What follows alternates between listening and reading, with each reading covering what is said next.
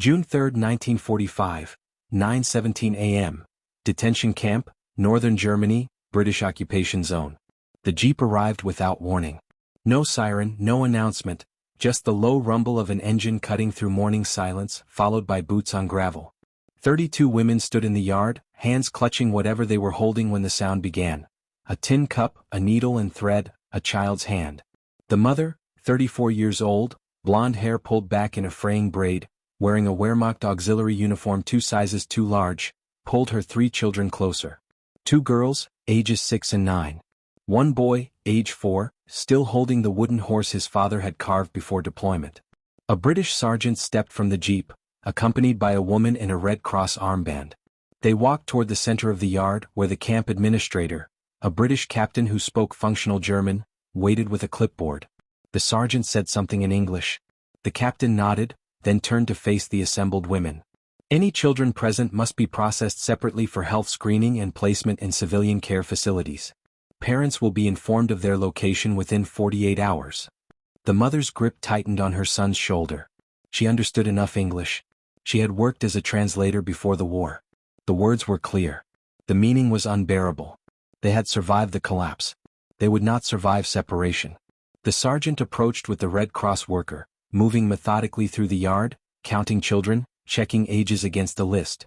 When they reached the mother, the worker knelt down, smiled at the children, a professional smile, kind but practiced, and said in German, "Hello. What are your names?" The 9-year-old pressed her face into her mother's side. The 6-year-old began to cry silently, shoulders shaking. The 4-year-old boy looked up at his mother, confused, still clutching the wooden horse. The mother's voice when it came was steady. Not calm. Steadiness and calm are different things, but controlled. "Where are you taking them?" The Red Cross worker stood, addressed the mother directly. "To a children's facility in the British sector. Medical evaluation, proper meals, clean clothes. They'll be safe." "They are safe with me. Ma'am, the regulations." "They are safe with me." The captain stepped forward, his German more formal, less sympathetic. "The regulations are clear. Dependent children in detention facilities must be transferred to civilian care until their parent status is resolved. This is for their protection." Protection from what? From me? No answer. Because the answer was obvious. Protection from detention conditions. Protection from inadequate food and sanitation. Protection from the liminal space between war and peace where prisoners lived in uncertainty and children shouldn't have to. The sergeant said something in English. The captain translated, "We need to proceed. Please prepare the children." The mother knelt down. She took her son's face in her hands, looked into his eyes, blue like his father's, trusting in a way that would haunt her for years, and said quietly, "You're going on a trip. Just for a little while. Be good. Listen to the adults. I'll come get you soon." The boy nodded, not understanding, trusting anyway. The 6-year-old was still crying. The 9-year-old whispered, "Mama, please." I know. But you have to go. It's not forever. Just 2 days." They said 2 days. She stood. The Red Cross worker gently took the boy's hand, then reached for the 6-year-old. The 9-year-old refused to move until her mother nodded once, sharply, an order disguised as permission. The 3 children walked toward the jeep, the boy looking back twice, the wooden horse still in his hand. The mother stood in the yard watching. She did not cry. Crying would have frightened them more. She stood perfectly still, hands at her sides, face blank, while the jeep's engine started and the vehicle pulled away, dust rising in its wake, children's faces visible through the back window until the turn took them from sight. Then she knelt on the gravel and vomited. If this moment already changed how you see the war, subscribe, the next will surprise you even more. She had not been a soldier. She had been a translator, civilian contractor attached to Wehrmacht logistics, processing supply requests and communications in French and English. Non-combatant. When the British arrived in early May 1945, 3 weeks after Germany's surrender, she had been in a small village near Lübeck, sheltering in a church basement with her children and 30 other women, waiting for whatever came next. What came next was order. British military police establishing checkpoints, registration centers, detention facilities for processing displaced persons and suspected military personnel. Everyone who had worked for the Wehrmacht in any capacity, combat or administrative, was subject to screening. Name, rank, duties, political affiliation. Forms filled out in triplicate. Interrogations conducted in English with translators. Decisions made by officers working from manuals that categorized people into threat levels. SS and Gestapo held indefinitely, regular Wehrmacht released after vetting, auxiliaries and contractors processed case by case. She had been detained 3 weeks ago. Not arrested, detained. The distinction mattered legally but felt meaningless practically. She and her children were housed in a converted school building with 31 other women, guarded by British soldiers, fed British rations, waiting for bureaucracy to decide their fate. Her husband was missing, last seen retreating toward Denmark in April. Her parents were dead, killed in the Hamburg firestorms. Her sister was somewhere in the Soviet zone, unreachable. The children were all she had left. And now they were gone too. The first night was the worst. The facility provided thin mattresses on the floor, one per person, arranged in rows. The mother lay on hers, staring at the ceiling, feeling the absence beside her like a physical wound. For 4 years her children had slept within arm's reach. Every night. Through bombings and evacuations and hunger and fear they had been together. Now the space beside her was empty. Around her, other women whispered. Some had lost children too, not to British authorities but to the war itself. Killed in bombings. Separated during evacuations. Trapped behind Soviet lines. Their sympathy was genuine but hollow. They didn't know where their children were. She knew exactly where hers were, 40 kilometers away in a facility she couldn't reach, cared for by strangers who spoke a language her 4-year-old didn't understand. She didn't sleep. She lay in the darkness and counted hours. 48 hours until notification. 96 hours total, probably until any possibility of reunion. 48 seemed survivable. 96 felt like eternity. At 0200, a British guard walked through the room on rounds, flashlight beams sweeping across sleeping bodies. When the light passed over the mother's face, it paused.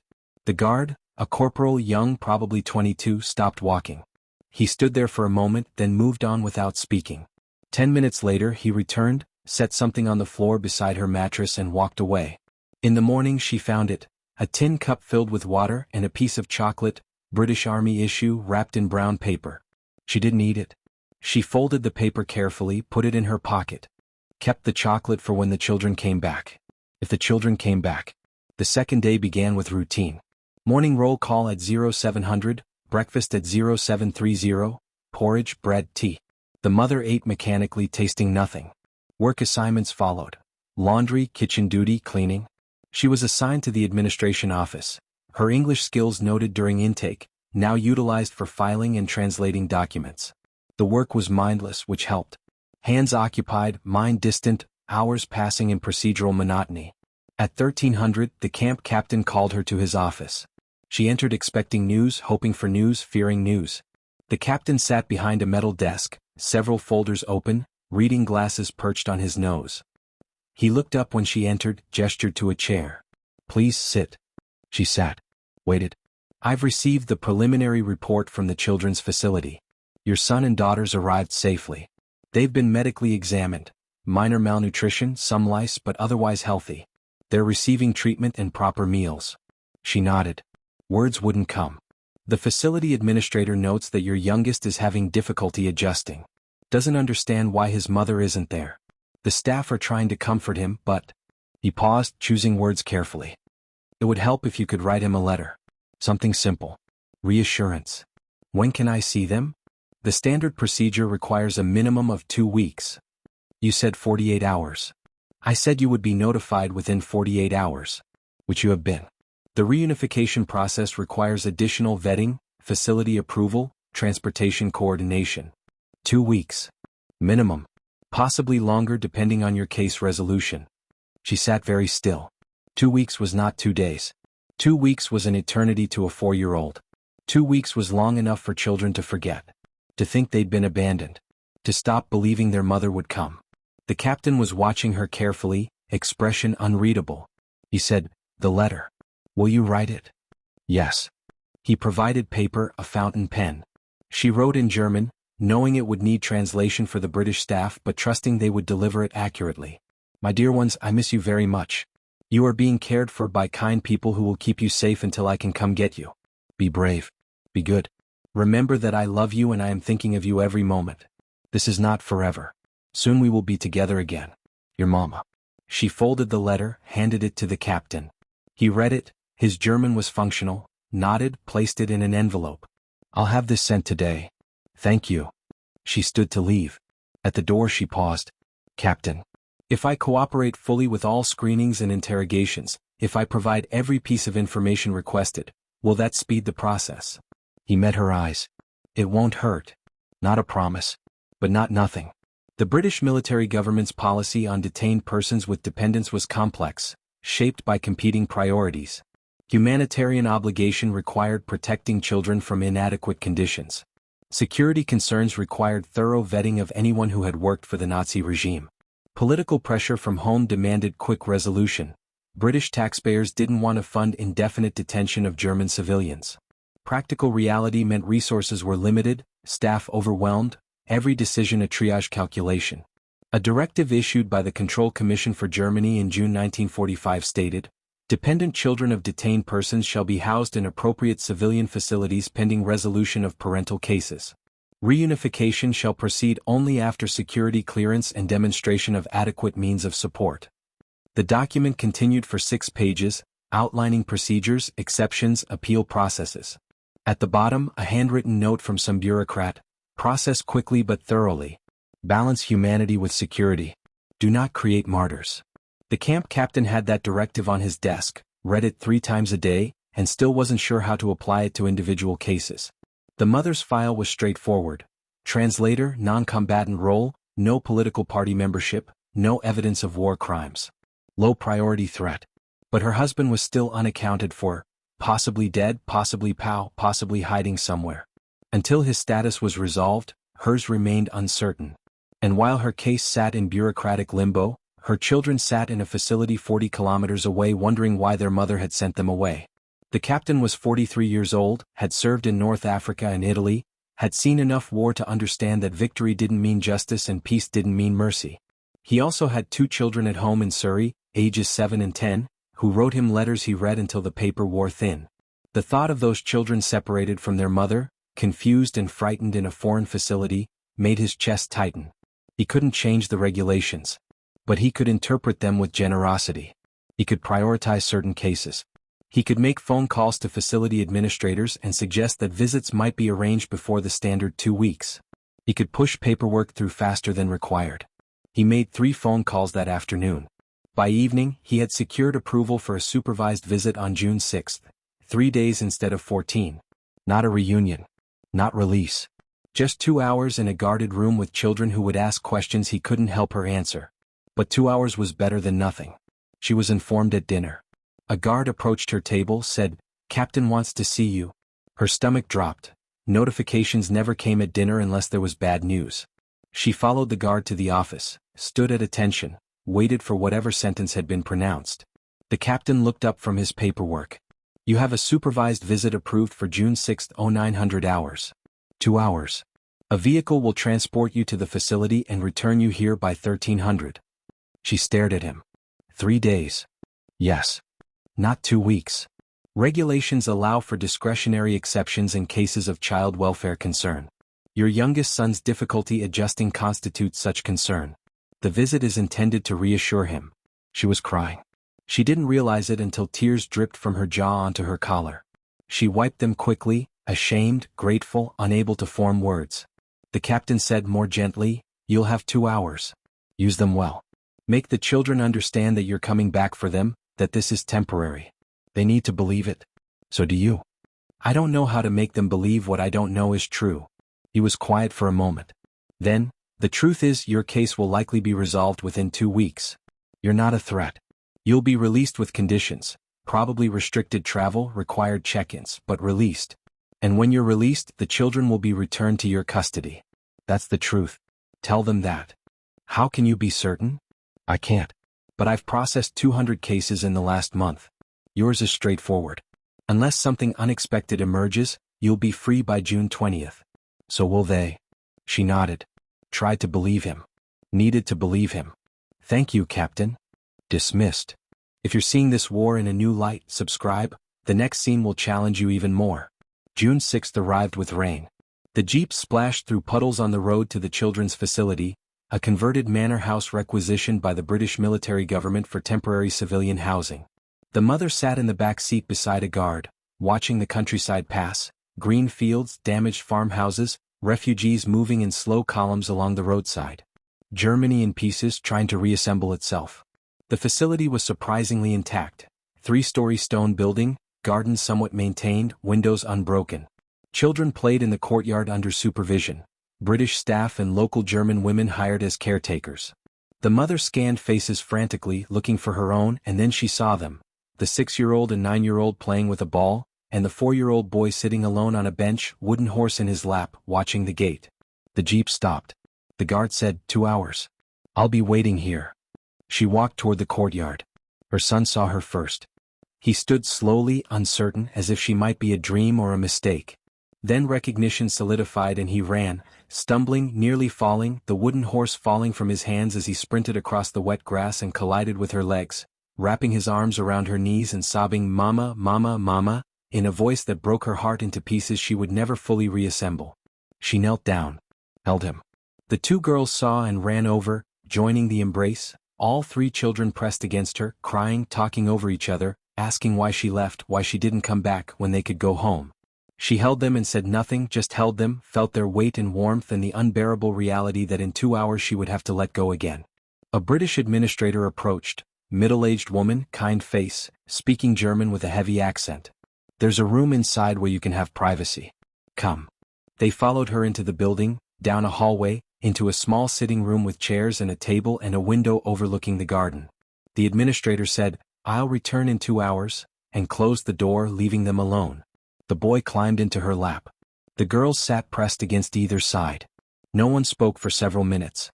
The mother stroked her son's hair, held her daughter's hands, breathed them in, the smell of soap and clean cotton and something indefinably them, unchanged despite everything.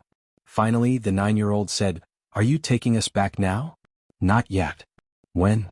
"Soon. Very soon. A few more days." "You said 2 days." "I know. I was wrong. I'm sorry. But it won't be much longer." "Why can't we stay with you?" "How to explain? How to make children understand bureaucracy and security protocols and the complex machinery of occupation that separated families not from cruelty but from procedure?" She tried. "The place where I'm staying isn't ready for children yet.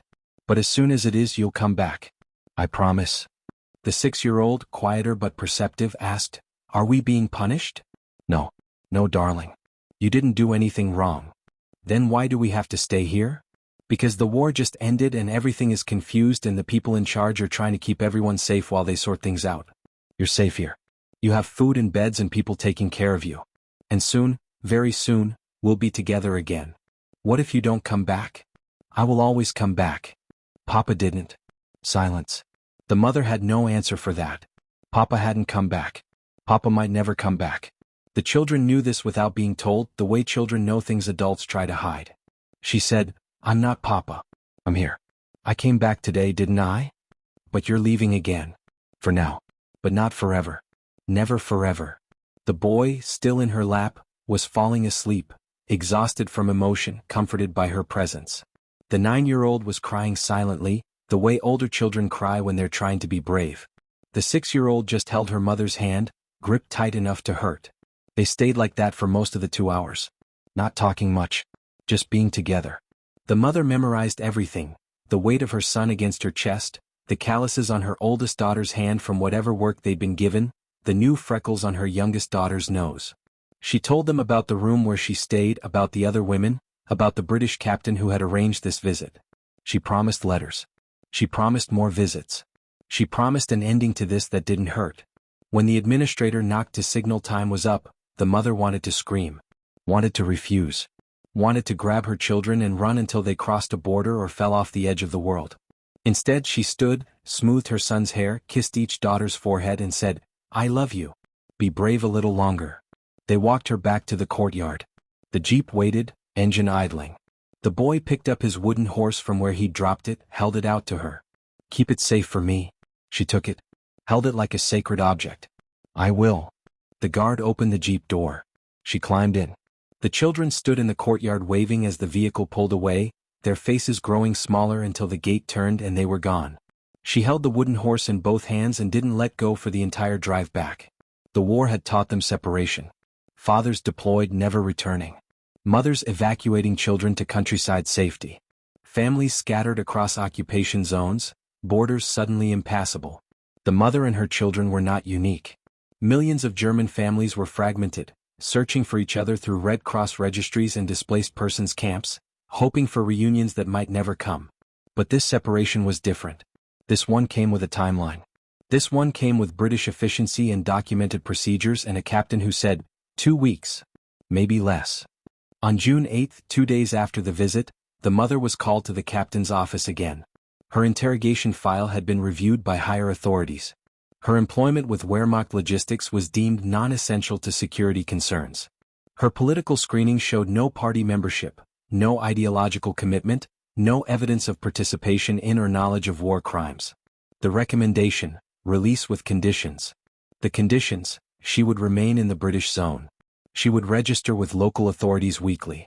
She would accept assignment to reconstruction labor as available. She would cooperate with any future investigations. Violation meant rearrest. The children would be returned to her custody upon her release, scheduled for June 12. 4 days. The captain delivered this information without ceremony. Just facts read from a document, signed and stamped. When he finished, he looked up. Do you understand? Yes. You'll be released at 0800 on the 12th. Transportation will be provided to the children's facility. You'll collect them there and proceed to assigned housing in a displaced persons settlement near Lüneburg. Is this acceptable? Yes. Thank you. He set down the document. You should know, this resolution is not typical. Most cases take longer. Yours was prioritized because of the children. The system is not designed for speed. You were fortunate. I understand. Good. Dismissed. She stood, walked to the door, stopped. Captain. The chocolate you had the guard leave. Tell him thank you. He looked genuinely confused. I didn't order that. Then who? I don't know. But it wasn't me. She left wondering which of the guards had made that small gesture. She never found out. June 12, 0800 hours. The mother stood in the camp yard with a small bundle of possessions. A change of clothes, the wooden horse, the letter from her son, the chocolate still uneaten. A truck arrived, took her to the children's facility. No jeep this time. No guard. Just a driver who said nothing and dropped her at the gate. She walked into the courtyard. The same administrator met her, smiled, a real smile this time, not professional, genuinely pleased, and said, "They've been waiting since dawn. Come." Inside, the 3 children were dressed in clean clothes, small bundles packed, sitting on a bench holding hands. When they saw her, they stood. Didn't run this time. Just walked forward slowly as if testing reality, making sure she was real. Are we going home? The 9-year-old asked. Yes. For real this time? For real. The boy took her hand. The girls took her other hand. They walked together to the truck, climbed into the back, sat close on the wooden bench. The engine started. The facility disappeared behind them. They rode in silence for 20 minutes. Then the 6-year-old said, "Mama, where is home?" The mother didn't have an answer. Home was a city destroyed by bombs. Home was a house that no longer existed. Home was a word that had lost its referent. But she said, "Home is wherever we're together." The boy, still holding his wooden horse, said, "Papa carved this." I know. Is Papa home too? I don't know, darling. I hope so. Someday. They arrived at the displaced persons settlement by noon, rows of temporary barracks, communal kitchens, a few thousand people trying to rebuild from nothing. They were assigned a single room 12 by 12 feet with 4 cots and a small stove. It wasn't much, but it was theirs. Together. That night, the children slept in their cots, and the mother lay awake listening to them breathe. The 6-year-old snored softly. The 9-year-old talked in her sleep, nonsense words about gardens and trains. The boy held the wooden horse even sleeping, thumb in his mouth, face peaceful. "I thought I'd lost them forever," she would write years later in a letter that was never sent. "I thought the war had taken them the way it took everything else. But the British didn't take them. They protected them. And when the time came, they gave them back. That was the moment I understood. We had lost the war, but we hadn't lost our humanity. Not all of it. Not yet." The next months were difficult. Food was scarce, work was hard, the future uncertain. The mother found employment with the British military government as a translator again. Ironic full circle, working for the same army that had detained her. The children attended makeshift schools in the settlement, learned English from occupation soldiers, slowly adjusted to a world where yesterday's enemies were today's administrators. In September, a letter arrived via Red Cross. Her husband was alive, held in a French POW camp, slated for release sometime in 1946. The children cried with relief. The mother cried too, though her relief was complicated by other emotions she couldn't name. He came home in March 1946, gaunt and quiet and changed in ways that would take years to understand. The family moved to a small apartment in Lüneburg, started over, built a new normal from salvaged pieces of the old one. The boy kept the wooden horse until he was 12, when he finally felt old enough to put away childish things. The 9-year-old grew up to become a teacher, married, had 4 children of her own, and told them stories about the war that were carefully edited to exclude the worst parts. The 6-year-old became a nurse, worked in a British military hospital in the 1950s, and once met a British veteran who had served in occupation duty in 1945. She asked if he remembered the children's facility. He did. The mother lived until 1987. In her final years, when dementia began eroding memory, she sometimes confused timelines, thought her children were still small, panicked that they'd been taken, needed reassurance that they were safe. Her daughters took turns sitting with her, holding her hand saying, "We're here, Mama. We never left. We're all still here." If this story has shown you something about restraint and mercy under pressure, about systems that bend toward humanity even in chaos, subscribe, because the smallest acts of decency echo through generations. The Jeep had arrived without warning. Boots on gravel. An engine's rumble. Children taken away while a mother stood helpless. That moment, June 3, 1945, had felt like the end of everything. But it wasn't. It was 3 days. Just 3 days, stretched into eternity by fear, compressed into mercy by a captain who made phone calls and a guard who left chocolate, and a system that, for all its flaws and bureaucracy and cold efficiency, still remembered that children needed their mother. The war had taught them fear. The occupation taught them something harder, that rules could coexist with compassion, that order didn't require cruelty, that even enemies could choose restraint over revenge.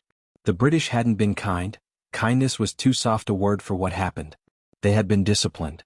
They had been procedural. They had been human in the way that matters most. They had recognized humanity in others and acted accordingly. The wooden horse sat on a shelf in the mother's apartment until she died. After her funeral, her son, now 62, a grandfather himself, took it home, placed it on his own shelf, told his grandchildren the story. "Your great-grandmother thought she'd lost us forever. But someone somewhere made a choice. To reunite us faster than regulation required. To bend the rules toward mercy. We don't know who. Maybe the captain. Maybe a guard. Maybe just the grinding machinery of decency that refuses to break completely even under the weight of war." He turned the wooden horse over in his hands, feeling the grooves his father had carved in 1943, before the world ended and began again. "The war taught them fear," he said. "Captivity taught them mercy.